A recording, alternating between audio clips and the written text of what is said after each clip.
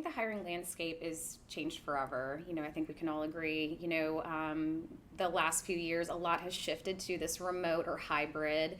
And I think people really took a deep look at what's important to them in terms of values, what they value out of an organization, what they value in a company culture. So the job market is still very tight. It's not slowing down. That will certainly, I don't think, change for some time. But the evolution of that is that, I think individuals and companies are really taking more of a lens on, what they're looking for out of those individuals. And then the candidates themselves are just taking more time to be thoughtful when they're interviewing and making sure that those core values are matching their personal values. We've been spending the past couple of years doing research on the employment relationship. And I think you touched on something really important, which is the importance of that relationship at work.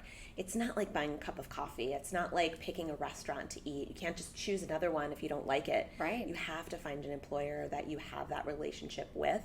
And I think that's one of the big changes that's really going to come out of all of the challenges we've faced in the past few years is we're noticing that candidates everywhere, here in Charleston, but also globally, are really thinking carefully about who do I want to be in an employment relationship with, what actually matters to me in that relationship, and how can I find an employer where we're actually looking out for the needs of each other. Absolutely. And going through COVID as an employee and a business owner, right, you see both sides. You see that ultimately that relationship really matters, and you look at who's taking care of you during those tough times. And then you reciprocate when there's tough times for that individual, just like the personal relationships we have in life that are really strong. Yeah. So I think that's a big change that will happen in the next couple of years. Absolutely. Especially developing those relationships when you're not walking into the same office building every day. How do you develop loyalty and the relationship when you may not see your manager every single day, or maybe not meet them for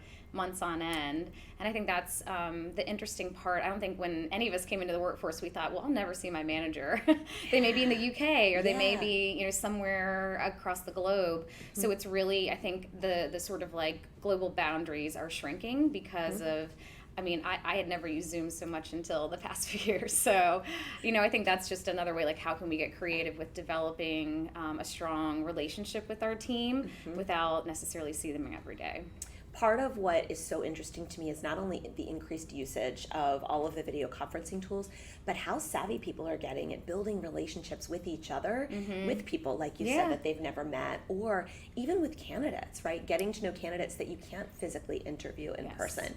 It's changed our behavior and the psychology of working and hiring forever. And that's what's really exciting to me is all that opportunity it creates to build on relationships rather than just selling employment like a transaction. Absolutely. Yeah, so it's going to be interesting to see what tech comes out of that. I'm always thinking about where like the tech market is going to jump on that opportunity to say, like, how do we further this relationship? How do we dive into more of the interview process when maybe, you can't have all the face-to-face that we're used to? For sure. Yeah.